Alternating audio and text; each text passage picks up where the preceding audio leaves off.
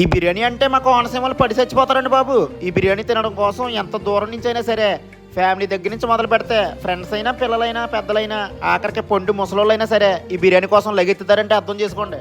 ఈ బిర్యానీకి ఉన్న ప్రత్యేకత అటువంటిదండి బాబు. అదేనండి లేయర్ ఫ్రై పీస్ బిర్యానీ. ఇది మా గోదావరికి ఒక ఎమోషన్ అండి బాబు. ఇది విష్ణుశ్రీ హోటల్లోనే దొరుకుతుంది. ఈ విష్ణుశ్రీ హోటల్ మన కేపీహెచ్పి నెక్సెస్ మన ఆపోజిట్ లో పెట్టారని తెలిసి నేను మా అన్ని ఫ్యామిలీ లగెత్తుకొచ్చామండి. వెంటనే ఫస్ట్ అయితే ఈ వీడియోని మన గోదావరిలందరికీ షేర్ చేసేయండి. అలాగే తెలంగాణ ఫ్రెండ్స్ కూడా షేర్ చేయండి, లేకపోతే మనకు మాట వచ్చేది. ఇక్కడ నేను తిన్న స్టార్టర్లు అయితే నిజంగా వర్త్ అండి బాబు. వాటి పేర్లు కూడా చెప్పేస్తున్నాను, మీరు కూడా ట్రై చేయండి. ఆంధ్ర రొయ్యలు వేపుడు, కరివేపాకు మిర్చి కోడి కబాబు, కాజు చికెన్ పకోడీ, ఇంకా ఫినిషింగ్ టచ్లో స్టఫ్డ్ క్రాబ్ అయితే అదిరిపోయిందండి బాబు. ఈ స్టార్టర్స్ అయితే మీరు కంపల్సరీ ట్రై చేయండి, మర్చిపోకుండా. ఇంకా బిర్యానీలో అయితే చెప్పక్కర్లేదు. First layer fry piece biryani అయితే కుమ్మేసానండి. తర్వాత విష్ణు గారి స్పెషల్ దమ్ బిర్యానీ అంట.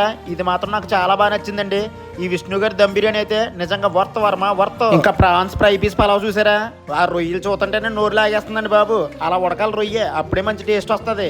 ఇంకా లాస్ట్ ఫినిషింగ్ టచ్ లో వీళ్ళ బెల్లం జున్ను ఆఫ్రికన్ డిలైట్ అయితే అస్సలు మిస్ అవ్వద్దండి.